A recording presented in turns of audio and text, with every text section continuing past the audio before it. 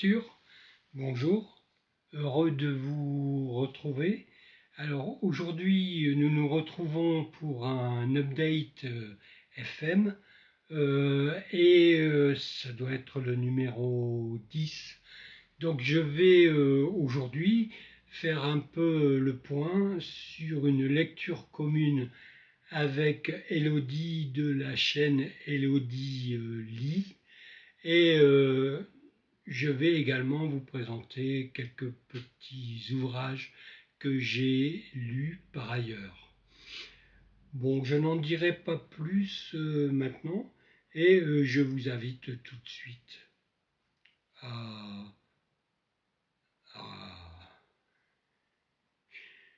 générique.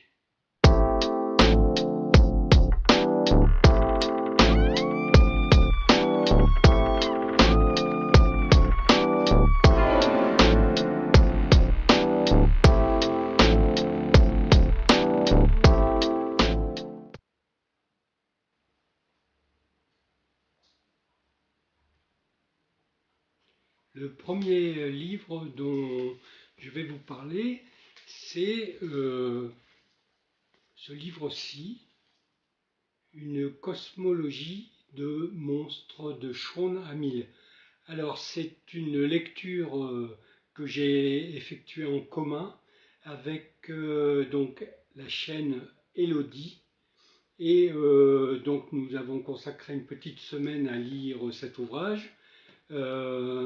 Du lundi 17 avril au samedi 23 je crois, et donc aujourd'hui nous sommes le dimanche 24 ou 25. Enfin bref, voilà, nous avons lu ça sur une semaine et c'est une très très bonne lecture. C'est un très très bon roman dont je voudrais vous dire quelques mots maintenant. D'abord, et comme j'ai coutume un peu de le faire maintenant, je vais vous parler un peu du titre et de la couverture. D'abord le titre, eh bien c'est quasiment le même titre que l'original, puisque je crois que l'original c'est Cosmology of Monsters, donc c'est la traduction littérale, une cosmologie de monstres. Le titre interroge une cosmologie de monstres, et quand on lit le roman, oui, effectivement, on comprend pourquoi il y a ce titre, parce que la cosmologie, c'est-à-dire l'ensemble du cosmos en fait, et des règles qui gèrent ce cosmos, et bien dans ce roman, nous sommes plongés dans un monde qui est notre monde, mais qui est aussi un monde habité partout de monstres. Alors je ne vous en dis pas plus, mais donc il y a beaucoup de monstres et ces monstres en fait se traduisent évidemment dans le récit. Alors petite remarque donc avant de commencer le sujet de l'histoire lui-même. Donc vous voyez que c'est un roman, alors vous me direz, hein, on trouve ça très souvent, mais c'est un roman que Stephen King dit « J'ai adoré ce livre ». J'ai adoré ce livre, je ne sais pas si vous voyez bien en bas. Donc, et oui, on peut, oui, il n'y a pas que lui, je dirais, moi aussi j'ai adoré, et je crois que Elodie également a adoré, puisque pour elle, je crois que c'est carrément un coup de cœur. Alors, je vous mettrai donc le lien vers sa chaîne hein, en dessous là, et je vous mettrai également dans dans communauté, dans l'index communauté, je vous mettrai directement un lien avec la vidéo qu'elle a réalisée. Je crois que c'est un vlog où elle parle du roman et de notre lecture commune. Alors voilà, donc je reviens au roman, une cosmologie de monstres. Et je vous disais, oui, le monde est rempli de monstres en fait, et il est même géré, il y a une logique du monstre dans le monde que nous connaissons. Alors cette logique transparaît bien sûr dans le roman, et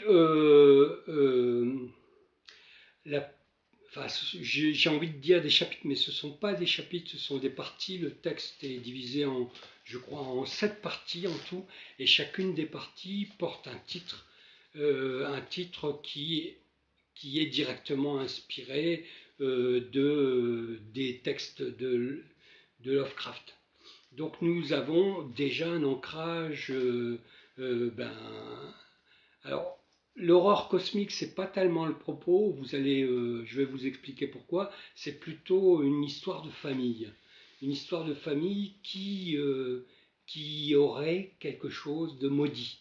Bon, donc le roman commence justement par raconter donc le narrateur, le premier qui intervient, parce qu'il y aura plusieurs narrateurs en fait dans ce récit. Le premier qui intervient et qu'on découvrira un peu plus tard est en fait celui qu'on appelle Noah dans le roman. C'est le personnage qui s'appelle Noah, et il raconte en fait ce qu'il vit au quotidien dans cette famille, et il s'intéresse à l'histoire de sa famille. En particulier, lui n'a pas connu son père, puisque son père est mort juste avant qu'il naisse, ou en même temps, ou quasiment en même temps. Donc il n'a pas connu son père, et il a 2 sœurs. Alors il y en a une qui s'appelle Eunice, et l'autre qui s'appelle Sydney, et sa mère, donc, qui s'appelle Margaret, je crois. Margaret, je vais vérifier parce que je ne suis pas sûr. Je vérifie, hein. Allez, Margaret. Oui, c'est ça, c'est Margaret. Donc Margaret, Eunice, Sydney et Noah. Donc voilà les personnages, puis le père, qui s'appelle Harry, et dont en fait une partie de l'histoire, dont il est absent d'une partie de l'histoire, puisqu'il est censé être décédé, mais comme nous allons raconter, et le narrateur va se mettre à raconter l'histoire de sa famille, alors ce n'est pas une saga familiale, mais c'est une histoire familiale, vraiment très très familiale. Et cette famille, elle a vraiment des points très très particuliers. Alors, je reviens sur la notion de cosmologie de monstres. Dans, dans la notion, il y a aussi, ça va jusqu'à l'humain lui-même, puisque à un moment donné, l'un des personnages, je crois que c'est Harry, mais je ne voudrais pas être trop affirmatif parce que je ne suis plus très sûr, mais je crois que c'est quand même Harry qui dit à un moment donné, donc si l'humain est laissé à lui-même dans son évolution, il deviendra un monstre. Donc les humains par nature ont une tendance à se, comment dire, à se monstrualiser. Donc il y a des monstres partout, tout autour de nous, et cette famille est baignée dans un univers, dans une histoire de monstres. Alors je ne vais pas trop détailler cette histoire, elle est vraiment intéressante, passionnante, parce qu'elle va lier à la fois l'imaginaire, puisqu'on va avoir dans le roman des éléments importants de cet imaginaire monstrueux, aussi bien à travers des fêtes, par exemple comme Halloween. Halloween qui est une fête qui a un rôle très important dans cette histoire. Alors Halloween, je rappelle quand même que la nuit d'Halloween, c'est censé être la nuit où les morts reviennent et viennent rencontrer les vivants. Donc ça s'est transformé un peu en quelque chose d'un peu plus folklorique, avec ces enfants qui vont de maison en maison et qui demandent des bonbons. Mais l'idée, c'est ça au départ, hein. Donc déguisés, ils sont déguisés en monstres. L'idée, c'est que c'est au départ des morts qui reviennent parmi les vivants ce jour-là, cette nuit-là. Donc ça va être un élément très important puisque toute cette famille va va s'efforcer de réaliser pour les Halloween un certain nombre d'attractions horrifiques. Donc on a là aussi un deuxième élément qui montre que les monstres sont parmi nous, si on peut dire. Les monstres sont là tout le temps. Et quand on lit ce roman, eh bien on constate très vite qu'il y a en fait deux points de vue sur l'histoire en même temps. Deux points de vue. Il y a le narrateur, le récit lui-même, et quand on arrive à la fin de chacune des parties, on a... alors, au début, moi, je croyais que c'était un scénario de film, mais pas du tout.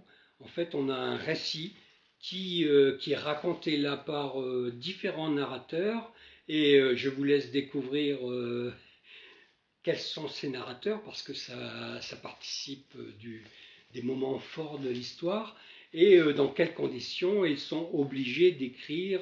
Donc ça porte un titre, ça s'appelle donc Les Turners. Et ce n'est pas le titre d'un scénario de film, en fait c'est le titre d'une sorte de biographie secondaire de la famille qui raconte à la fois pour chacun des personnages eh bien, ce qui lui est arrivé, ce qui va lui arriver, et qui nous permet aussi d'avancer, parce que l'histoire se déroule quand même sur plusieurs générations, qui nous permet d'avancer dans le temps. Donc on a ça, on a ce lien avec la monstruosité plus ou moins apprivoisée, que ce soit sous la forme de récit ou sous la forme de fête, de tradition. Et on a après le corps du récit lui-même, où on a bien une histoire de monstre, et cette famille Turner est particulièrement concernée, puisque, alors là je ne vais pas trop en dire, puisque en fait on va découvrir que le personnage de Noah,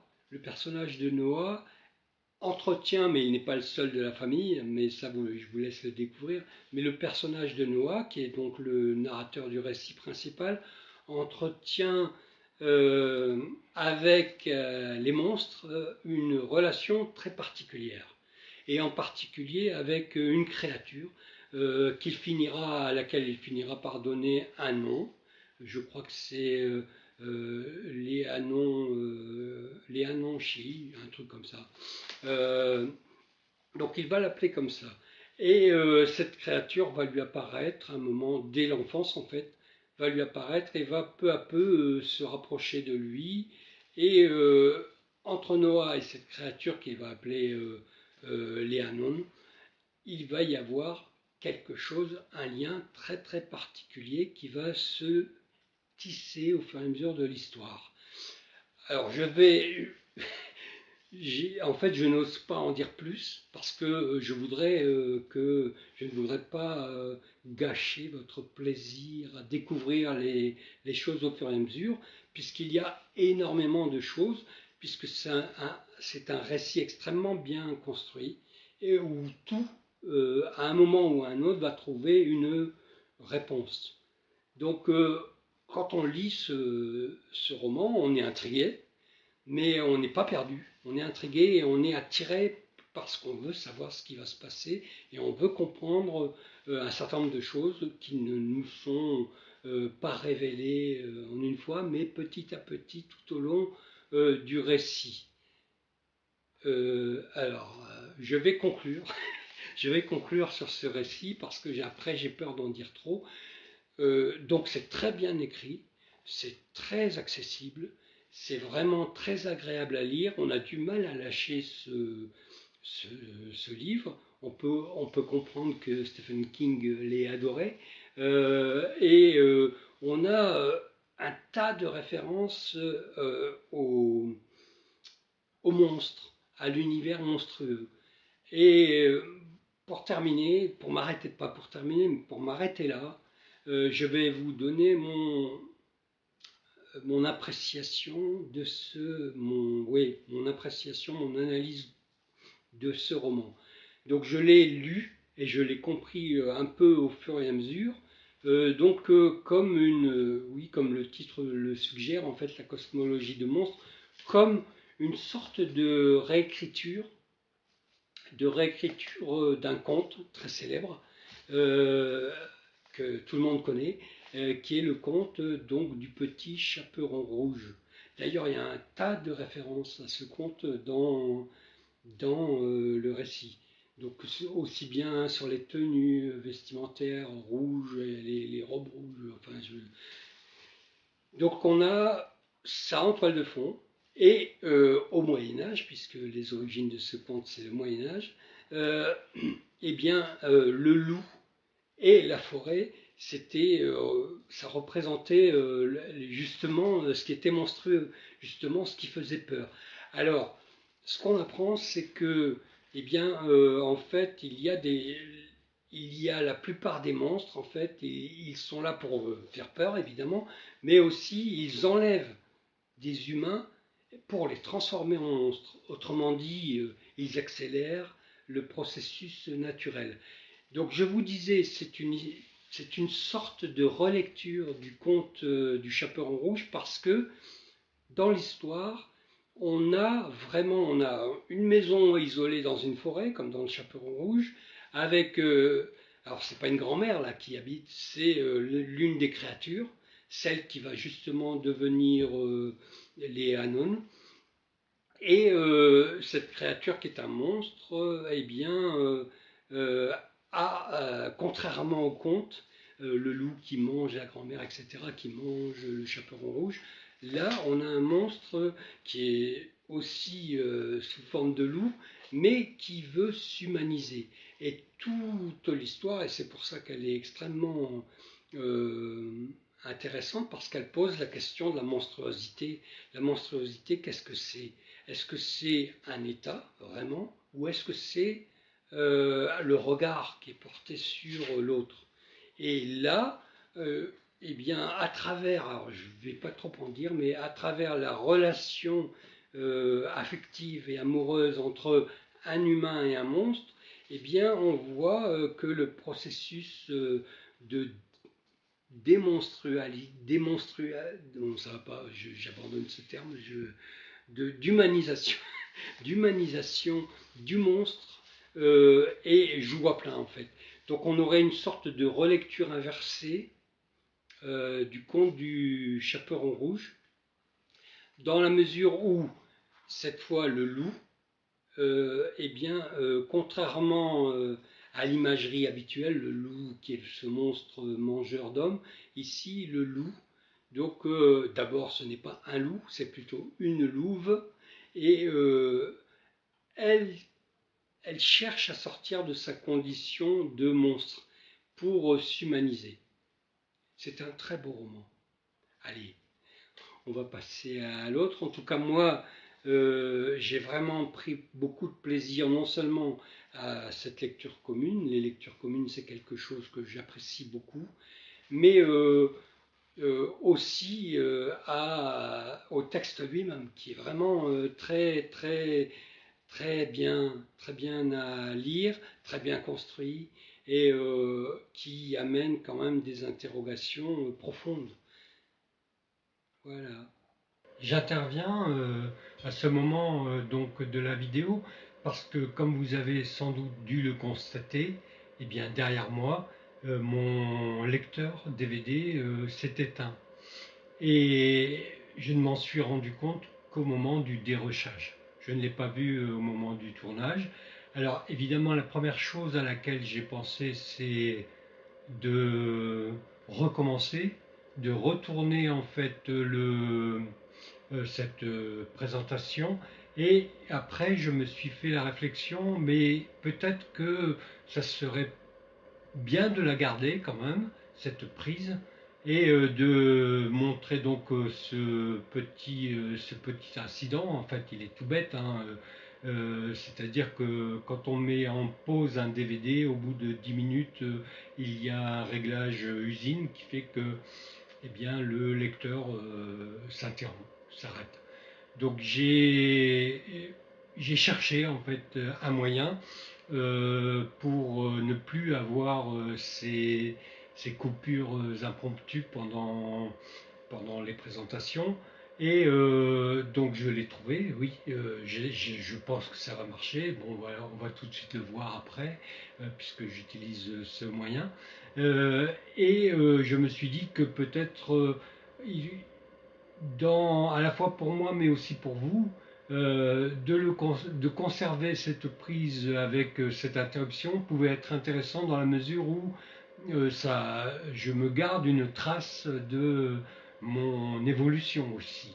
Et bon, des connaissances que j'acquiers au fur et à mesure de la pratique du booktube, de la vidéo et des vlogs. Donc je l'ai laissé tel quel, mais maintenant je pense que ça ne se reproduira plus.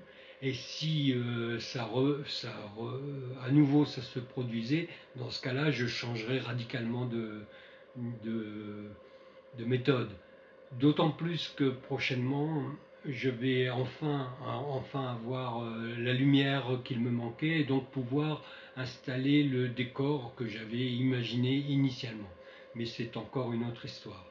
Bon, revenons à cet update tout de suite.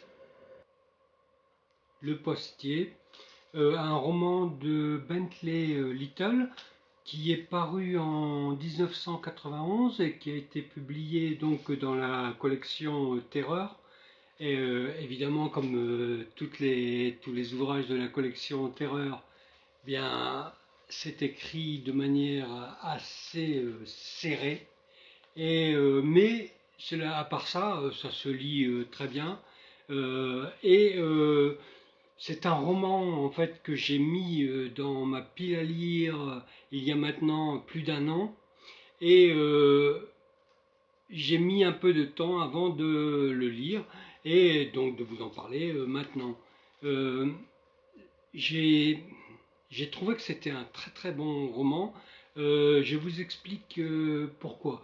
Bon, même si datant de 1991, il y a quelques éléments qui connotent justement les années 90 et qui peuvent paraître un peu obsolètes aujourd'hui.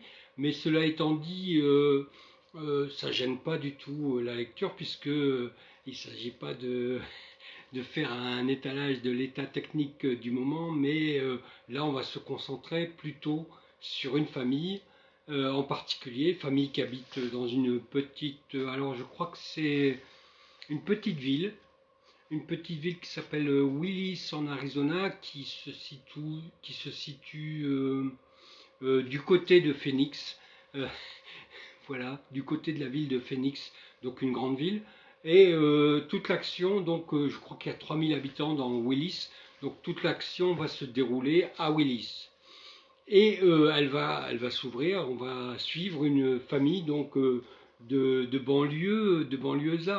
banlieusards pavillonnaires, pas de banlieusards HLM. Donc banlieusards à l'américaine, quoi, dans des zones pavillonnaires.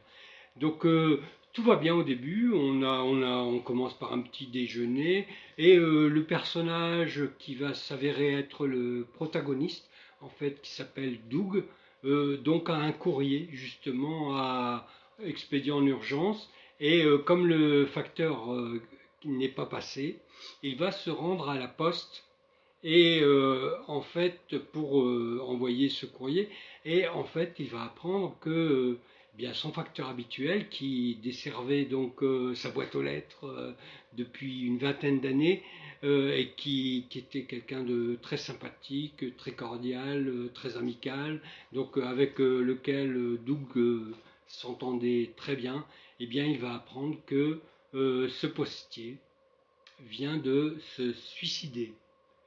Et ça va étonner beaucoup de monde puisque en fait ce postier n'avait rien de suicidaire. Tout allait bien pour lui, il était heureux de vivre et bien il s'est tiré une balle dans la tête avec un fusil de chasse. Bon, Donc ça commence comme ça. Doug apprend que son postier habituel s'est suicidé et lorsqu'il va avec sa famille assister à l'enterrement, à la cérémonie d'inhumation, eh bien, il y a parmi les gens présents un nouveau postier. Et immédiatement, on sent que ce postier a quelque chose d'un peu bizarre, d'un peu étrange. Mais en fait, on va se rendre compte qu'il fait à la perfection son travail. Il y a du courrier tout le temps, il passe tout le temps, il est très cordial, enfin pas cordial, mais très aimable, très poli avec les clients, avec ses usagers, etc. Et ça, c'est au début.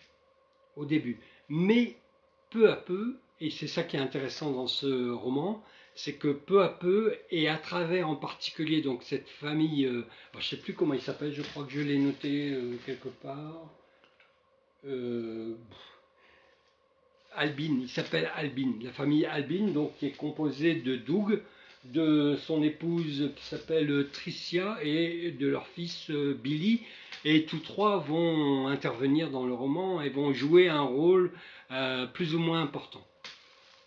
Alors je reviens à ce que je disais, donc peu à peu, avec ce postier qui n'arrête pas de distribuer du courrier, qui travaille, on a l'impression qu'il travaille toujours, eh bien on va avoir peu à peu des éléments de plus en plus étranges, inquiétants et dangereux.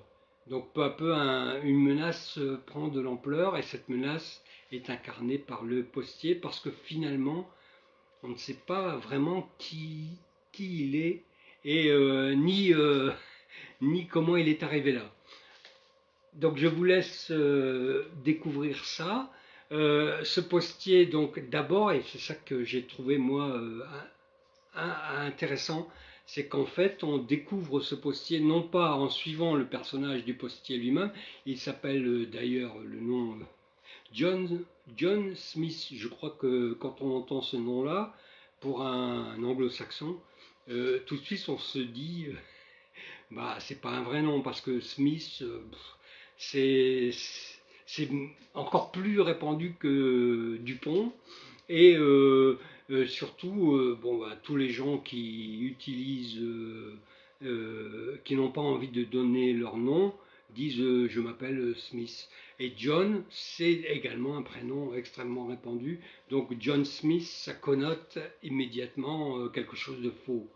Et d'ailleurs, on n'apprendra jamais la véritable identité de ce facteur. Il sera toujours John Smith.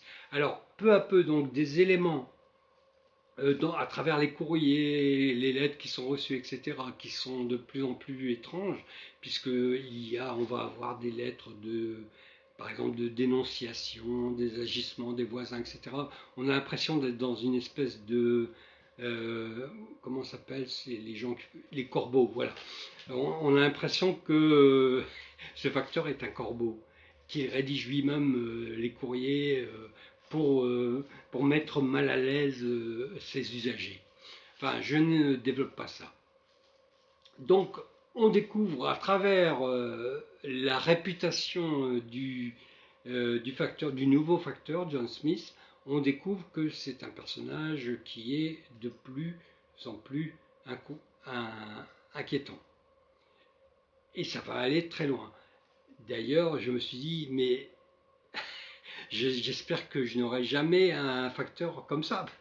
Parce que bon, c'est ce qui va se passer, mais parce que on n'a plus du tout envie de recevoir du courrier remis par ce genre de facteur. Donc peu à peu, on voit à travers tous ces points de vue et toute cette réputation qu'a le facteur que le personnage est plus qu'inquiétant.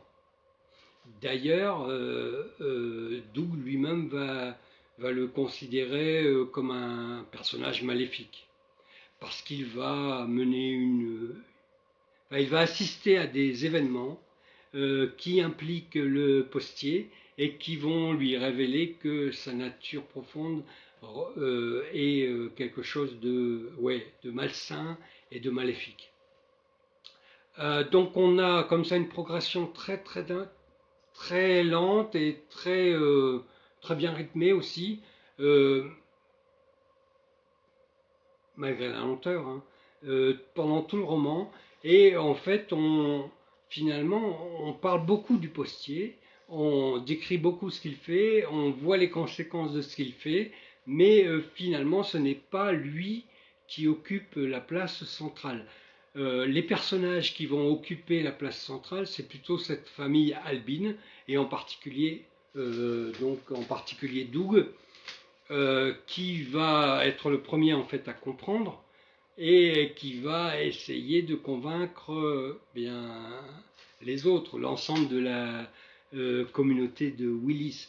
Mais ça ne se fera pas sans mal, parce que, comme je vous le disais hein, au début, c'est un facteur qui est particulièrement bien vu. Mais ça ne durera qu'un temps.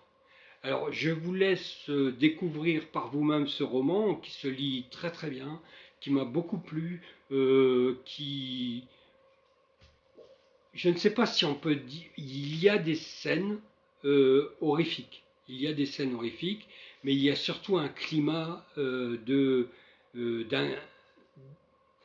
j'ai envie de dire, d'inquiétante étrangeté, pour reprendre un peu la formule de Freud, mais c'est plus que ça, c'est plus que de l'inquiétante étrangeté, c'est vraiment de l'angoisse, quoi. C'est quelqu'un qui génère de l'angoisse, et peu à peu ses actions vont complètement finir par détruire la ville, en tout cas au moins la poste. Voilà, hein, je sais pas si... Encore une fois, hein, je ne sais pas s'il faut que j'en dise plus ou si ça suffit. En tout cas, moi je préfère ne pas en dire trop pour ne pas dévoiler justement tous les agissements et toutes les interprétations qui sont faites autour de ce postier. Roman à lire si vous ne le connaissez pas. Un bon roman. Allez, au suivant. Et pour terminer donc cette update, je vais vous présenter un manga, une série en fait, juste le premier et le deuxième volume qui sont parus. Il s'agit, je vous donne tout de suite la référence, il s'agit de Léviathan, mais vous l'aviez peut-être déjà vu avec le fond, Léviathan de Shiro Kuroi. Voilà. Alors, je vais vous parler un peu du premier, juste pour vous indiquer la situation de départ, mais ensuite je ne vais pas trop en dire parce que vraiment, eh bien, ça serait dénaturer un peu le plaisir qu'on prend très, très vite, hein, dès le début, à suivre cette histoire qui est une histoire de science-fiction. Enfin, c'est comme ça que c'est présenté, une histoire de science-fiction qui mêle aussi le thriller, puisque c'est un thriller de science-fiction.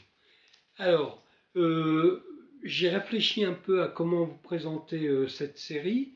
Pour ne pas trop en dire. Donc j'ai décidé de vous lire une partie de la 4e de couverture, mais pas complètement parce que je trouve que justement elle en dit trop et que ça gâche ce plaisir initial qu'on a dès le début en fait.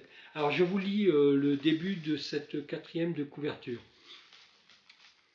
Au fond de la galaxie, le Léviathan, un immense vaisseau spatial, paquebot, hein, on pourrait préciser, vous allez voir, comprendre ensuite pourquoi, parce que je vais vous montrer une image. Donc un immense vaisseau spatial paquebot, c'est moi qui ajoute, flotte à la dérive, quand des pilleurs d'épaves s'y introduisent. Ils découvrent un journal intime d'un collégien qui a été abandonné là, hein. Ce collégien s'appelle Kazuma.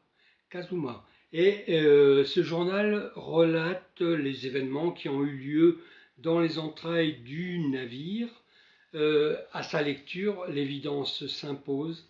Un survivant de la catastrophe se cache quelque part dans le dédale des ruines. Donc ça, c'est le premier paragraphe de la 4e de couverture. Je ne lis pas le deuxième, celui qui, à mon sens, dévoile beaucoup trop de choses déjà. Et je vous lis juste la conclusion, donc le 3e paragraphe. Donc dans un décor angoissant, oui, angoissant, oui. Le début, moi, m'a fait un peu penser à des films comme Alien, par exemple, cette ambiance à la fois inquiétante, tendue, inconnue. Enfin bref, quelque chose qui vous prend au trip. Là, on a un peu ce sentiment-là. Donc je reviens à la conclusion. Dans un décor angoissant dépeint avec une minutie extrême. Alors oui, au niveau de la réalisation, là aussi on a un très bon, à la fois un très bon raconteur d'histoire, parce que c'est extrêmement construit comme scénario, et aussi un très bon dessinateur. Même si lui-même le dit, hein, je crois qu'il y a une petite... je vérifie quand même. Il doit y avoir, ouais, voilà, un petit mot de l'auteur. Donc je vous le lis. Donc c'est Shirow Kuroy. Je suis heureux d'être publié dans un pays qui considère la bande dessinée comme un art à part entière. Cette histoire vous paraîtra peut-être cruelle et dure, mais mon but est moins de dépeindre un monde de violence que d'imaginer comment les gens peuvent réagir dans une situation extrême. J'espère que vous suivrez mon récit jusqu'au bout. Alors jusqu'au bout, parlons-en. En fait, bien ça c'est le 1.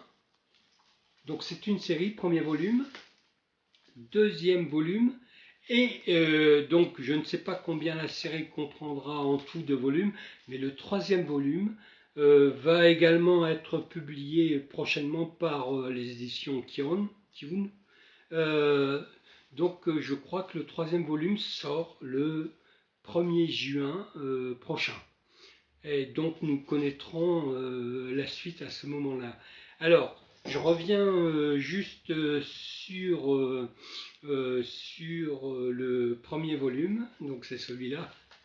Donc sur le premier volume, je vous ai lu en partie cette 4e de couverture, et effectivement je vais vous montrer un petit peu comment ça se passe dans le manga.